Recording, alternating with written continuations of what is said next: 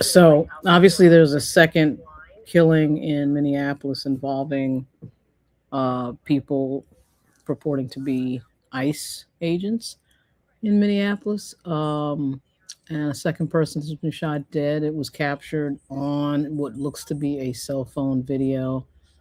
And the head of ICE, Greg Bovino, just did a press conference, very brief one. For some reason, it ended abruptly. I don't know why it ended abruptly. He was very careful about what he said. He didn't do what Christy Nome did, which is just say, that you know everything in the first thing. But let me just play the presser. I thought it was quite interesting. I don't know why it was ended abruptly. He was answering questions, and that was interesting. But anyway, this is the press conference with Greg Pavina.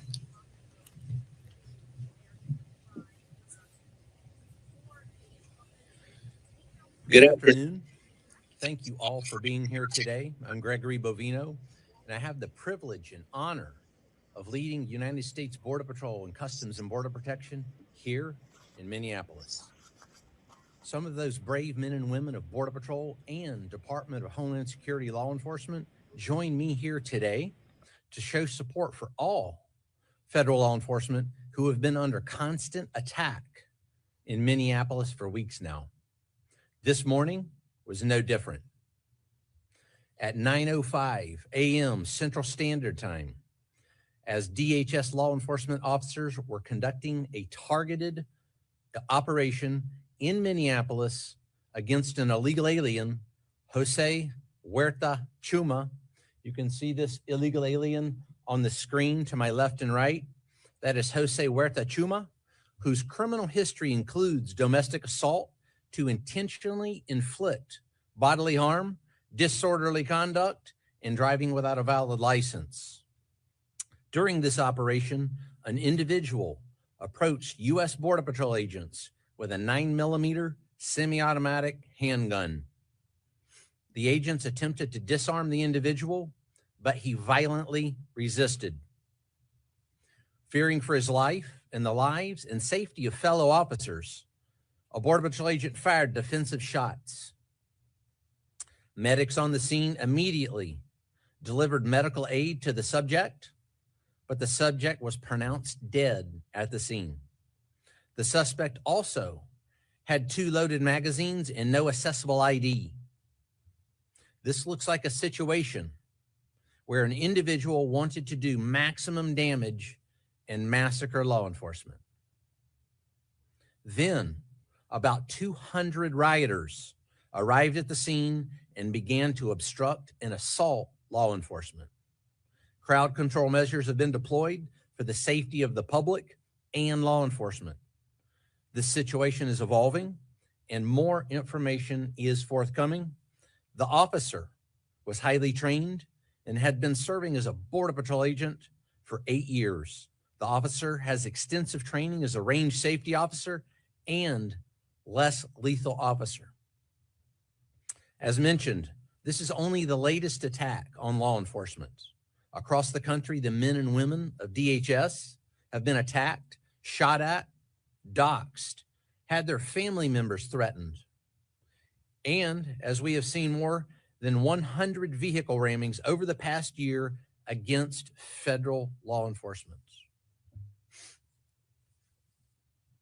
We will not allow violence against our law enforcement officers, and we need state and local help, state and local law enforcement, to help us coordinate to get violent criminals off the streets. Mayor Fry and Chief O'Hare just a few minutes ago did the opposite of that by omitting the fact that the suspect had a gun and magazines full of ammunition. In what looks like a situation, again, where an individual wanted to do maximum damage and massacre law enforcement. I want to reiterate what President Donald Trump, Secretary Christy Nome, myself, Director Marcos Charles, and so many others have said time and again. If you obstruct a law enforcement officer or assault a law enforcement officer, you are in violation of the law and will be arrested. Our law enforcement officers take an oath to protect the public. We go to work every day to protect our friends, our neighbors, and our fellow citizens. The fact of the matter is that the law does not enforce itself. It takes men and women who are willing to risk their lives to enforce it.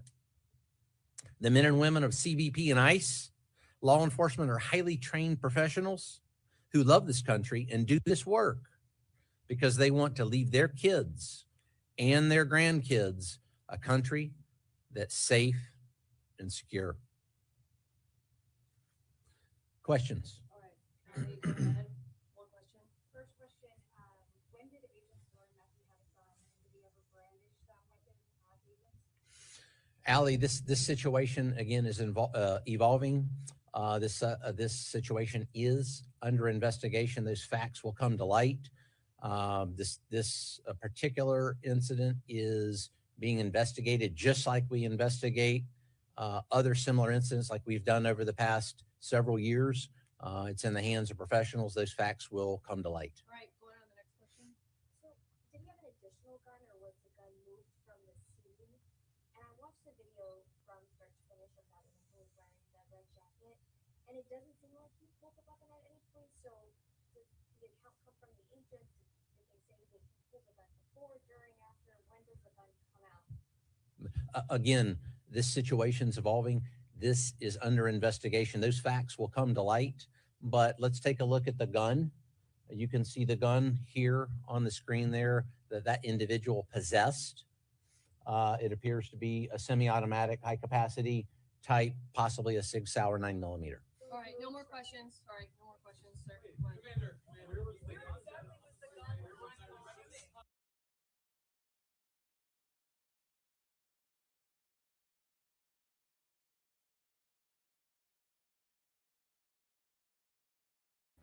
Sorry, the mic was off. Why someone was yelling no more questions at the end, I don't know. He was taking questions. I think even Bovino was a little surprised that that the press conference ended. He is, of course, the head of U.S. Border Patrol. He is actually being a little bit more responsible than Kristi Noem. He's not trying to declare that he knows all the answers. You know, this is under investigation. This is evolving. Is actually an improvement from what the administration did after the shooting death on January 7th of Renee Good. They just declared they knew everything. But there's some language in this presser that is quite interesting. He seems to imply that the person who was shot dead might have wanted to do violence. I'm not sure how he's verifying that. He wasn't presenting any information or facts with regard to that.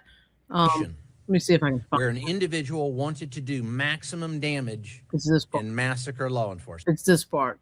I mean, I'm not sure where he's getting that. Medics on the scene immediately delivered medical aid to the subject, but the subject was pronounced dead at the scene. The suspect also had 2 loaded magazines and no accessible ID. This looks like a situation where an individual wanted to do maximum damage and massacre law enforcement. How does he know that? One of the things to understand here is I believe that Minnesota, a friend of mine in law enforcement check, and he's saying that Minnesota is an open carry state, which you have to understand that if you have an open carry law in a state, it means that you do have to have, if you do not have a concealed carry permit, generally speaking, what this means is that you have to have your firearm out in plain view. Either you're wearing it in a position that is not concealed by your clothing, so it's out and everybody can see the firearm, or people have it out in their car, on the seat, on the dashboard, because it has to be in an open, obvious position if you do not have a concealed carry permit. I am not deeply familiar with the laws in the state of Minnesota. I know in Virginia that's the case, right? So you can get a concealed carry permit, but the other way to do it is just to be open carry and just have it open. And if if Minnesota is an open carry state, then then he would have to have that firearm out in the open.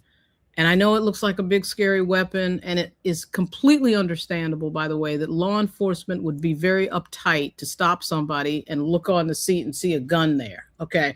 I mean, if you're law enforcement, you are going to be very nervous at seeing a gun on the seat. What may have happened, I don't know. Obviously, we have to know a bunch more facts. Is that, you know, you have a situation where you pull somebody over, you stop somebody, they may tell you, a lot of people, and certainly as somebody who is related to law enforcement professionals and is dating a law enforcement professional, you know, when we've gotten pulled over, I've been in the passenger seat, and my boyfriend has said to the officer, I have a firearm. I'm law enforcement. Etc. You do have to communicate to the officer, you do have a firearm. And of course, even if that's communicated in a very professional way, I mean, I think it is human to have a reaction like, whoa, you have a gun, you know? So, I mean, even in states like Virginia, where it's sort of like everybody has a gun, and everybody can have a gun. So I get all of that. Like, that's understandable. What is not understandable is we're getting a photo of a firearm on a seat that is not on a sidewalk. You could see on the video that there was a struggle with this individual, and that struggle went on for what I would define as a protracted period of time. But the problem with this is that if the gun was on the seat and they're struggling with him on the sidewalk, and they're saying, I shouldn't say they, there's a bunch of jokers online who are trying to imply that the gun was in some way brandished. Well, if the gun was brandished, why is it on the seat in the car as opposed to being laying on the sidewalk after some sort of a struggle? That doesn't add up, because the gun is one place, the individual is on the sidewalk. So why was he shot to death is the question. Was there some reason for that? And on the video, it doesn't appear to me, of course, again, it has to be investigated. We need to know more information. Certainly doesn't appear to me that he is pointing a weapon at a law enforcement officer. It doesn't look like they are taking a gun out of his hand. Or, I mean, now we're getting different angles, of course, from different people on social media. And that is going to take some time to find out. And of course, we have to be very careful with this government, the Trump administration, because they don't tell the truth. They do not tell the truth. They openly and brazenly lie. So it's hard to know. Bovino was being a lot more cautious than I was expecting. But this is a situation where you have two people being killed in Minneapolis. Renee Good was shot to death on January 7. And this is a person who did not have a firearm. Certainly, it can be argued that cars are deadly for cops. Cops get run over cops get run over every year by cars. So that's not something that doesn't happen. But when we look at the video, we look at the situation, there are 3 shots fired. And that third shot, apparently, we know now, was the one that likely brought her to her death. And that shot comes late in this story. You have to remember that law enforcement officers are responsible for every bullet that comes out of that gun.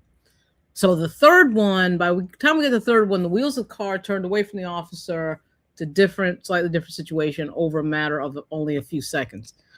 But in this case, it looks like, if you just looked at the video and you just landed here from Mars, you're looking at the video and it looks to me like they were struggling with this person. And, you know, we've seen it before in other videos. Walter Scott in South Carolina, Eric Garner, you know, people struggling with cops. And then somebody decides, one of the officers, that the way to deal with this situation is to discharge their weapon into that person. And so the question is, did he have that weapon that they are citing on his person? And then they took a picture of it on the seat? I tend to doubt that, right? You would take a picture of it on the sidewalk if, in fact, this person, this individual, we don't know who this individual is. There is some reporting that I can't confirm right now that he is an American citizen. We don't know that. But you know, this is a situation where ICE has a certain track record. We saw what happened on January 7th to Renee Good, and now we're seeing another shooting on January 24. So that is alarming. because understand, no matter what the situation is, obviously police work is difficult. It's a challenge. Everybody understands that. But you do not get to summarily execute somebody because they are struggling with you. You do not get to summarily execute somebody because you are mad or you are frustrated. That is not how professional law enforcement works. And you can kind of see it in the video. Let me see if I can find it. There's a bunch of cops standing there. They're not shooting. That are like, whoa, I mean, they just stand back, like, I think, surprised to some extent that someone is discharging a weapon. It is a hard, I think it's a very difficult thing to watch. But this is a situation now where we're having a pattern here, where we're also hearing reports out of some pretty big news organizations that people are passing away and dying in ICE custody. I mean, these are things, when you put them all together, it's extremely troublesome and worrisome, to say the least. This is a situation where we have a top White House aide declaring that ICE doesn't have to follow any rules effectively. They have complete immunity. They have complete immunity, says Stephen Miller, just sort of, declaring that. Now, somebody being armed is not enough to decide, oh, you're armed, so we get to shoot you. That's not going to be enough. And I'm a little bit surprised that they're trying to use that as what would appear to be some sort of a reason to shoot somebody to death. Now, obviously, if somebody points a weapon at a law enforcement officer, you are likely to be shot to death. Okay. So, but in that video, we don't see that. We don't see this individual pointing a weapon at a law enforcement officer. We see a struggle. We see a struggle to the pavement, but we do not see, we see a separate photo of a weapon on a seat. Putting that all together, unless they took, I don't know why they would take the weapon off the pavement and put it on the seat. I don't know why they do that, because it just feels silly to do that. You would just take the picture of where the weapon was, what it seemed to me. So we got to find out some facts here, and we've got to navigate what we believe and what we don't believe and what we can trust and not trust when it comes to the federal government telling us this story, because they have not been a reliable source in the past. So this is an incredible situation. I mean, this is an incredible and unprecedented situation, the likes of which I think you cannot really compare to anything. I see that there's a presser, it looks like, with the governor of Minneapolis, Governor Walz. Let me see if I can find it and put that on and take a little break here as he speaks. Yeah, I found it. So this is a very unprecedented situation where the federal government has sent who they are defining as law enforcement into a city, a democratic city. And you'll notice that Trump has this pattern of sending these troops into democratic cities, and they are killing people. I mean, we have 2 people dead in 3 weeks. That is insane. That is amazing. So I'm going to go to this presser right now. All of us understand what happened this morning and the tragedy of it. My deepest sympathies to the family of a 37-year-old Minnesota resident, a lawful firearm concealed permit carrier, something that I've been lectured to by Republicans for decades. It's not only your right, it's your duty.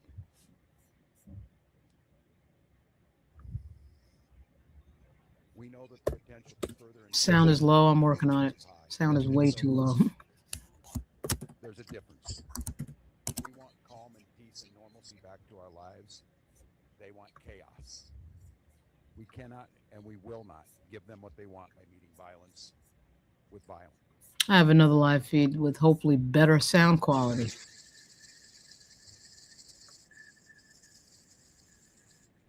Potential to further inflame tensions is high. And to Minnesotans, there's a difference.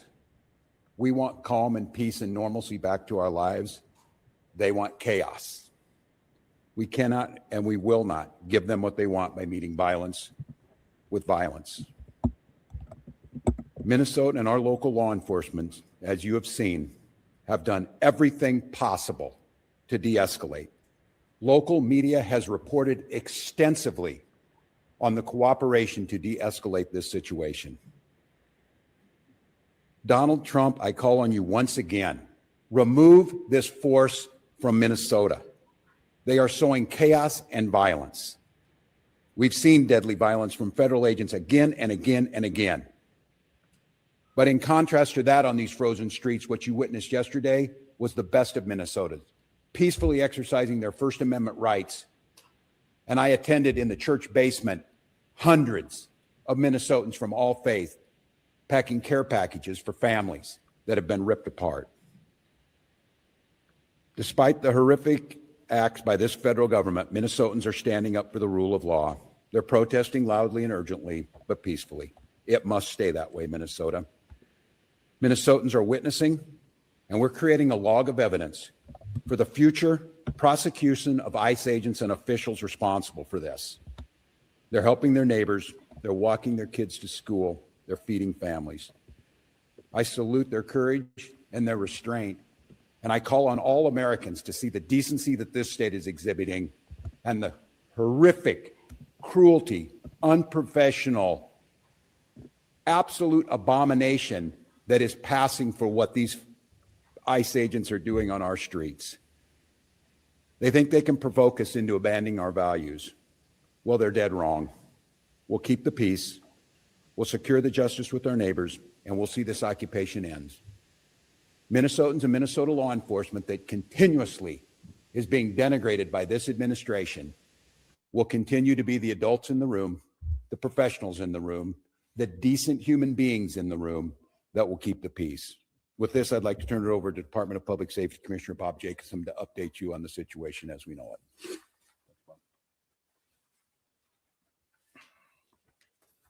it. Thank you, Governor. I'm Bob Jacobson, Commissioner of Public Safety for the Department of Public Safety, and again, it's my honor to serve in that position. A man was shot and killed this morning in Minneapolis. I want to pause and remember what cannot get lost in this moment. A man died. His family and friends are feeling unimaginable heartbreak and trauma. And I know Minnesotans and I know our community will rally around this man's family and friends to support him. I also understand clearly that people are upset. They're scared, they're confused. And I want to assure you that this state's public safety officials and our local law enforcement partners are doing everything in our power to get answers, to help return a sense of normalcy back to our communities. You have the right to demonstrate peacefully. We recognize that demonstrations are often driven by strong emotions, beliefs, and a desire to be heard. But please, please remain peaceful. And I want to say it again that because it is important and it is critical. Peacefully demonstrate. By doing so, you help local authorities to get answers. You help us to do our investigations. By remaining peaceful, you help ensure nobody else may be killed or injured. The thousands and thousands of people who gathered yesterday in Minneapolis proved that Minnesotans can make their voices heard peacefully, and they can do so without violence, and they can do so without destruction. State resources are available and ready to support our local law enforcement partners as requested. And those resources include the Minnesota State Patrol, the Bureau of Criminal Apprehension, and the Minnesota National Guard. With that, we'll stand for questions. Governor, you made this request before. Is there any reason to believe that it will be answered differently? Have you had any conversations with the president, with the federal government? And is there any indication that they are going to pull out or back down? Well, I spoke twice this morning, shortly after I received the call of this shooting. I spoke with the president's chief of staff, and first request was to get her people out of there, to get these federal agents out of there. They were going to cause more chaos. And second call is with no uncertain terms that we will investigate this. We will not be stonewalled. What we've already seen, and you saw it this morning, before any investigation is done, you have the most powerful people in the federal government spinning stories and putting up pictures, and unrelated people who we don't know anything about, and a picture of a firearm to try and spin a narrative. And I ask Americans, this will end when enough Americans say this will end. Do I have any confidence Donald Trump will do the right thing? No, I don't have a lot of confidence Donald Trump will do the right thing. I do have a lot of confidence that the majority of the American people will do the right thing. And I think there cannot be very many people across this country looking right now, after all the reporting that's been done, after everything that's been said, under the pretense that they are here about immigration reform, and quit referring to these people as law enforcement. They are not law enforcement. We have law enforcement who do an incredible job. And to listen to Greg Bovino denigrate the work of our people who are out there cleaning up their mess, no, I don't have a lot of confidence that he himself will do it. But here's what I do have confidence in. There's a whole lot of Republicans, for whatever reason, cannot find their spine, but they might find the ability to know that they're not going to win another election as long as they live, unless they stand up for what's right and stand up for the rule of law and stand up for human decency. And that's the moment.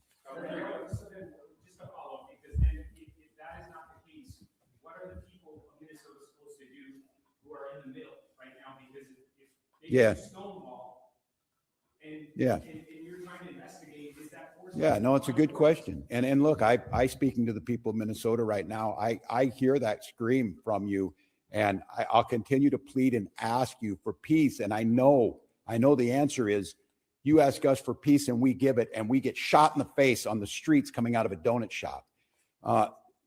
We cannot give them what they want. I don't know how to say this in so many terms, to watch the madness that we've witnessed over this last week coming out of the White House and what it's doing here. My confidence is, and I say it to Minnesotans, as I've said, exercise your First Amendment rights, speak out, bear witness and document legally. But I understand the risk in that. And I understand the courage that it takes to have people out there doing this.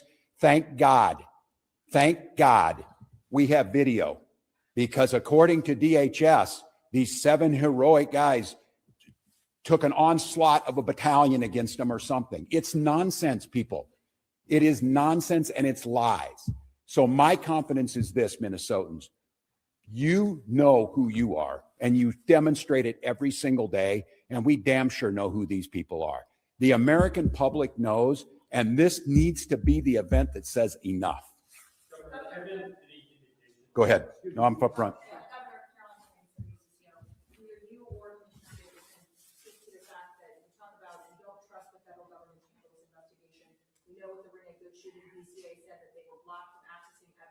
Has there been any suggestion that ECA is not allowed to do this investigation? Do you have officers on the ground doing the investigation right now? The question was related to whether or not the BCA is on the ground currently with the investigation, and a reference to previous investigations that the BCA have attempted to be a part of. What I'll tell you right now is that we no longer have BCA agents or public safety, state patrol, or Minneapolis on the ground at that crime scene.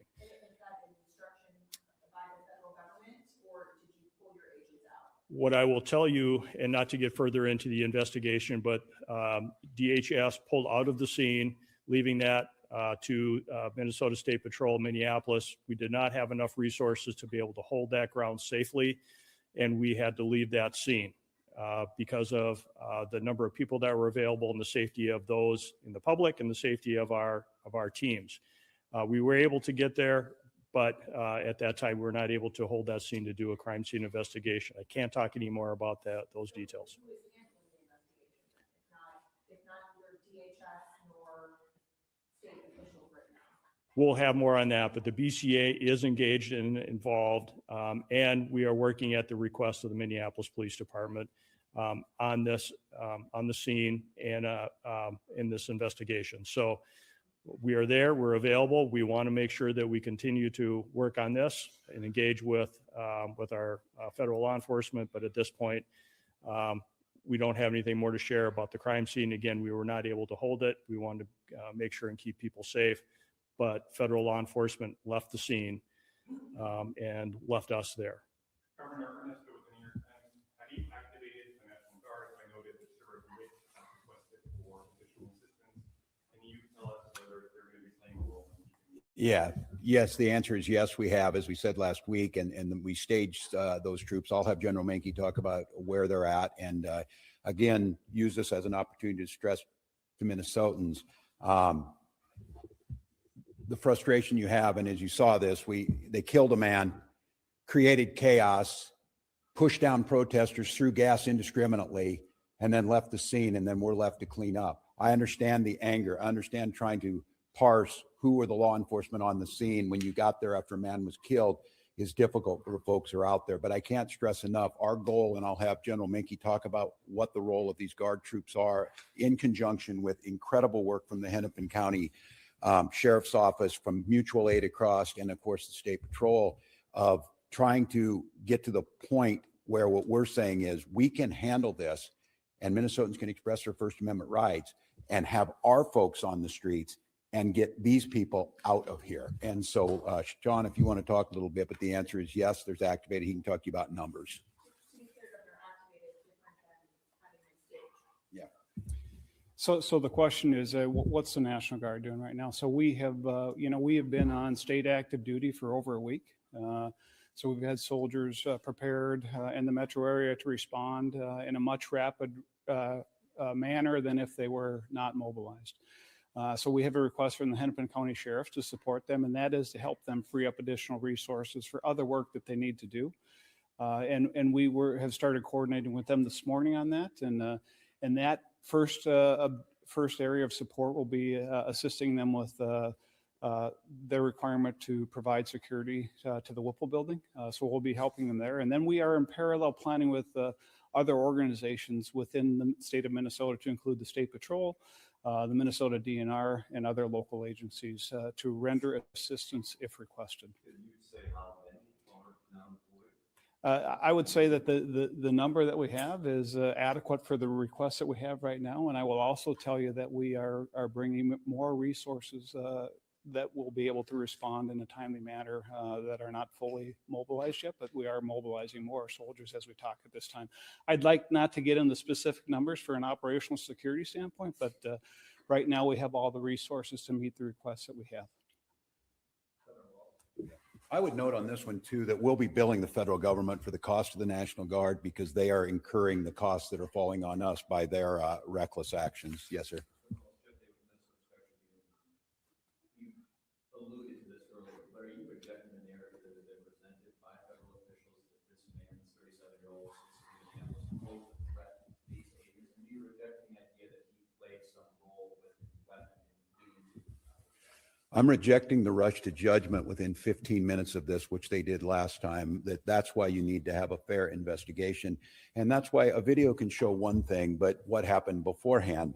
But they already will slander this individual. They've already made this the case. And I will just say, you will all start to see it, and some of you probably have. There's multiple angles of this. And I'll go back to what we talked about before. They're telling you not to trust your eyes and ears, not to trust the facts that you're seeing in front of them. And at some point in time, your reporting, and I think the reporting this week has been spectacular across Minnesota, that there's not two sides to every story. But in this situation, what I'm saying is we need to have a fair investigation, understanding what's happening, and held accountable. We continue to hear, and we heard it from the vice president, that these folks can do whatever they want. They can have full immunity. And what I'm telling you is they will not. There will be justice to Minnesotans. Continue to gather the information. So I won't say where it is, because I think it's irresponsible to make that judgment. But what I see with my eyes and what you're going to see with your eyes makes that pretty hard to believe. And I would imagine as a federal officer, they would have come out and sounded like these professionals sound and say, we need to gather the information. We need to gather all the facts. We need to put them forward, and then we can make some informed decision based on the fact. They've written the narrative already. And the audacity to critique the police chief of Minneapolis after what work that those heroic officers are trying to do, and to be critiqued by this guy. I mean, I don't know. I've said it a lot, but America, as you're listening, enough is enough. Enough is enough of this. End this. end this. And we see them moving to Maine. If you're in Boston, you're in Chicago, you're in Philly, you're in Miami, it doesn't matter. We can't live like this. Our children are in trauma. A 5-year-old, you saw the picture, the bunny hat and the Spider-Man. These are not like some narrative to throw around, to parade around in some coat you had made and act like you're a tough guy or whatever. These are people's lives, and we have rule of law. So I'll let the investigation play itself out. We will do our best to find it, but I don't know, you kill a man and then you just leave your law enforcement, you just leave him. Is there a single case in American history where you just like walk away and say, I guess that just happened and we're not going to clean up our mess? I'm proud of Minnesotans. I'm proud of law enforcement here and our partners, and we'll get to the bottom of it. I think we have time for another one. So yes, ma'am.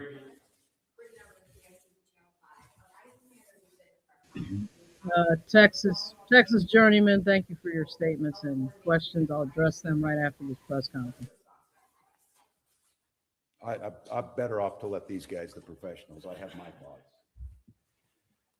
So the question was, what are we doing to assist federal law enforcement on getting violent criminals off the street, if I understand the question?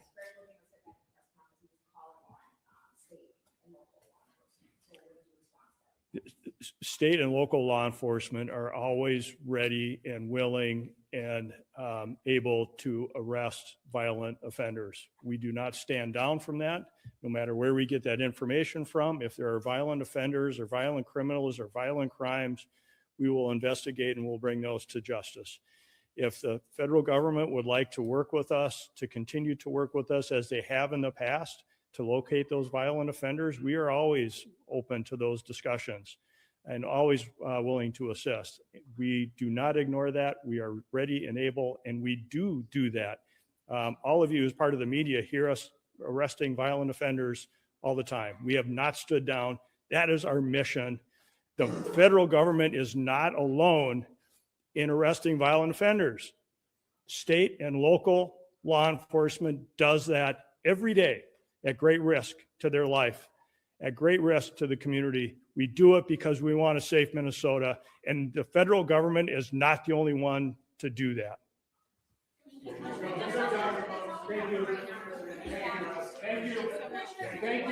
Thank you. And that would appear to be the last question of this press conference by Governor. Yeah, that was the last question. He's just getting a bunch of reporters yelling at him as he leaves. Okay, so here's the thing people need to understand, just as a general rule in life, right? Unless you were there, unless you're a witness to something, you do not know what happened. Okay. You might think you know what happened, but obviously we have video. Certainly with this device around in everybody's pocket, there's video, just as there was video of the shooting death of Renee Good on January 7. But unless you were there, it's hard to know what these officers were dealing with prior to shooting this person to death on the pavement. What we do see on the video is he's laying on his back on the pavement when the officer, or when the person with a gun that has the Velcro word police on their chest shoots that individual. We can see that for ourselves. But I would just say to everybody watching that, I know we live in the land of I know everything about everything because I'm the smartest person in the world on social media, but it just doesn't work that way. Facts are what they are. The fact is that we have a photo of a firearm on the seat of a car. And Dan Bovino, who is in charge of U.S. Border Control, referenced that photo. So you have a photo of a gun on the seat of a car. You have the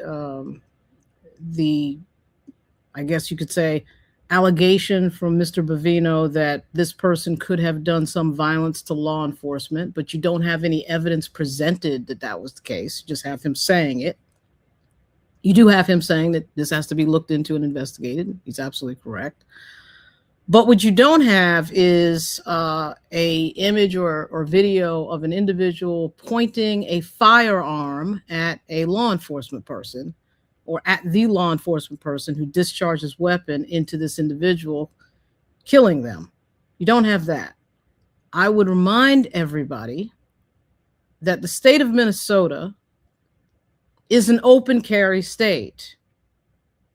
You're allowed to carry your firearm visible in public, and in Minnesota, you can effectively have a firearm out that can be seen by most people. Now, in some open carry states, and we have to remember that every state has different little rules, right? I am not an expert in the gun rules and the gun laws in the state of Minnesota. I'm a lot more of an expert in New York, where I'm from, and Virginia, where I am frequently located.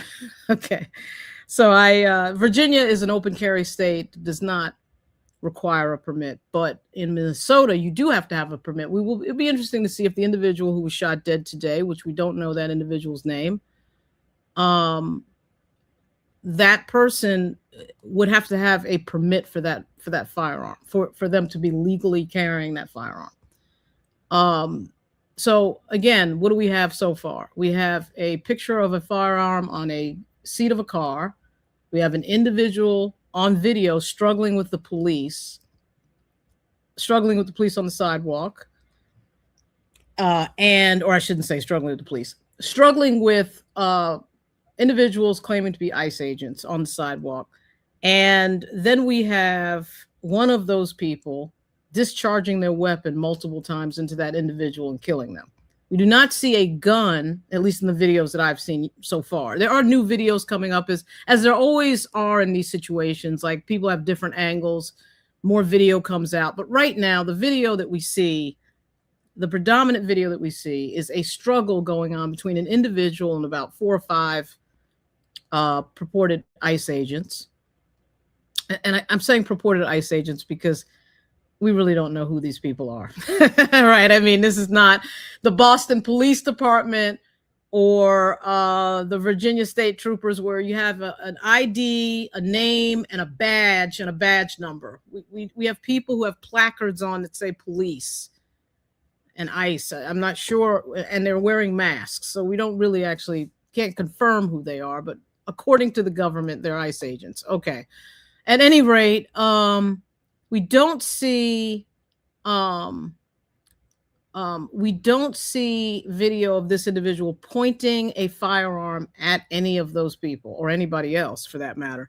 We do see a photo of a firearm on a seat. So this person did have a firearm. And of course, it's understandable that if you are a law enforcement of any type, or actually even a civilian, if you pull somebody over as a law enforcement officer and you see a firearm on the seat, you're going to get nervous. I mean, that's a normal reaction, no problem. The question is, when we look at the video of this sort of ensuing struggle that goes on, we don't really see what happens right before that. We see a struggle going on the sidewalk between an individual and some ICE agents. We see one of those agents, take out his weapon and shoot this person multiple times. Okay. So obviously undocumented immigrants cannot carry a firearm. Okay. We don't know that this person is an undocumented immigrant. That has not been confirmed. There's some reporting that the person is an American citizen. That has not been confirmed. So we kind of just have to wait for information to come in. The other thing is open carry. So open carry and the police. So, I totally understand the scenario where police pull somebody over, they see a gun on a seat, you're going to get nervous. Totally understood. But now it would seem from the video, if the gun is in the vehicle and they're struggling with the person on the sidewalk, that the gun and the individual are separate from each other, unless he has another firearm. Can't confirm that one way or the other. Again, have to wait for more evidence, more information. And we have to do that with the knowledge that the government has not been particularly candid about these incidents, because really let's be real. The policy of the Trump administration is that police are always right and law enforcement is always right. there's been no case that I've ever seen that they have questioned law enforcement. Like, I mean, that is the only thing that they've done that we could get into the realm of questioning law enforcement, of course, is on January 6th when Trump supporters assaulted law enforcement, and then he pardoned the people who assaulted law enforcement. But other than that, the Trump administration's view of the world is that law enforcement is always right and is not to be questioned.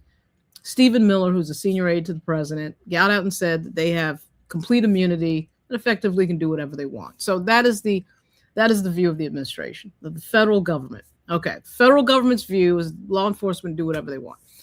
Now, so at any rate, you cannot resist the police with a loaded firearm. Okay, was the person resisting police with a loaded firearm, or was the firearm located in the vehicle? We don't know that. I can't imagine that the ICE guys took the firearm off the ground and put it back in the vehicle. They might have. You don't know. I mean, we don't know. I doubt that, because you would think to take the picture, you take the picture on the ground. But I would tell everybody to watch the video. I'm going to end this live soon and then come back with a live on these videos that are now popping up of this shooting, and we go over the videos of the shooting and analyze that, right? But what I'm seeing is, 4 or 5 ICE guys struggling with the individual. Obviously, the individual's resisting them. And then I see one of the guys take out his firearm and discharge it into this person, what looks to be 4 or 5 times. And then I see the other ICE guys sort of stand back. Almost you can kind of see them stand back and looks to me like surprise. And as it looks to me like they're like, wow, you took your gun out? I mean, so that's how that went down. It looks like on the video. Again, we got to see different angles. We got to find out, if we can, what happened before that. Did the person brandish the weapon? Did the person make a threat? Was there something that precipitated that? Who knows? It is hard to, hey, Pam, how you doing? Yes, the feds have killed a second person in Minneapolis, and that is the breaking news of today. Of course, Renee Good was shot to death on January 7th. And now we have an individual whose name is not public yet, who's been shot to death today by ICE in Minnesota. So at any rate, we have things that we have to find out. And by the way, Texas journeyman, okay? Federal law enforcement and local law enforcement do not get to execute somebody because they resisted police. You don't get to execute. You don't get to decide, wow, you're resisting me, so I can now kill you. That is not going to be in the general orders of any police department in this country. I mean, the use of deadly force and the deadly force continuum is a well-studied, well-known document that is in the general orders of most police departments in this country. And professional law enforcement officers are quite familiar with it. And when you have a situation where you're struggling with somebody with 4 or 5 of your colleagues, that is typically not a situation that justifies a deadly use of force that would result in somebody's death, generally speaking. Now, obviously, police work is extremely complicated. There are a lot of scenarios, a lot of different things that can happen that can justify an officer saying that they feared for their life and they felt like they needed to take somebody's life. Again, let's look at the evidence. Let's look at the videos. Let's look at the facts. Let's not get emotionally involved. I know everybody's got their political opinions. I certainly have mine. But I also have a lot of cops in my life, including my father. I'm not jumping to any conclusions. Maybe this guy threatened their lives and said, I'm going to kill you all today. I mean, we don't know what he said to them. We don't know what happened right before that may have caused this to ramp up. We don't know, right? But let's see what we find out in the next few hours. I'll be back with another live at about maybe about 4 o'clock or so. You know, you can see people throwing video up. People are throwing video up on Reddit. And, there's nothing wrong with disagreement. I'm not scared of disagreement, and I hope nobody else is. There's no reason to be. But you're right. It's Raheem. It's Raheem. Yes, it's true that undocumented immigrants cannot carry a firearm, but I don't know. We don't know who this individual is. Hopefully, in another few hours, we'll find out who the individual is. Who knows what we're going to find? You know, maybe the person has no criminal record. Maybe the person has a criminal record. Maybe they did something crazy. Like, you don't know. You don't know. We have a country, you do have to understand, we have more firearms in our country right now than people. It is not uncommon that people have firearms in their vehicle. It just isn't. I mean, we have over 300,000, 400,000 firearm owners in this country. So, I mean, people carry their firearms. You're not going to buy the thing and not carry it. I mean, you're going to have it. You're probably going to carry it with you. I grew up with a person who carried his firearm when he went to the bathroom. I mean, so like, I know what that looks like to carry a firearm all over the place. I had a family member, otherwise known as my dad, that carried his firearm all over the place. So I'm not, you know, saying that is not uncommon. It's not uncommon. But I do get on the other side of it. Got to understand, if you are law enforcement, you know, everybody is fearful. Certainly when you're in a job like that, you want to come home at night. Everybody wants to come home at night, and people play that tape in their head of what it looks like if you got shot at as a law enforcement. I mean, you know, and you know, people, if you look at every TV show that has anything to do with cops, somebody's getting shot. There's bang, bang, shoot them up. So I just think it puts people in sort of a paranoid posture a lot of times, you know. So obviously, if you know that there's a gun on the scene, or you stop somebody and have a gun on them, you're going to get your blood pressure is going to rise. And that I understand. And I do understand that. So at any rate, again, I'm going to wait a few hours here to see what comes next, if anything. There are going to be some more press conferences that pop up. If something else pops up, I'll probably go live on that and talk about it. The governor, Tim Walz, didn't say anything he hasn't said before. There wasn't really anything particularly newsworthy. He did make the demand again to the Trump administration to pull ICE out of Minnesota. He has said that before. There was a reporter who asked him, well, you've said that before. Why does it matter now? And why is you saying it now going to change anything? I mean, you know, so he didn't really have an answer for that. So there was nothing particularly newsworthy. I suspect the mayor will speak, and the police chief in Minneapolis will probably speak as well. But I will study the open carry laws and the gun laws in Minnesota. I am not an expert in that. I'm an expert in Virginia and New York when it comes to gun laws, but not Minnesota. And every state is just slightly different, as I think most people know. Texas Journeyman, thanks for your comments. Really appreciate it. And we will be back fairly soon. There's a lot of talk about when it comes to guns in this country. I'll be back very soon.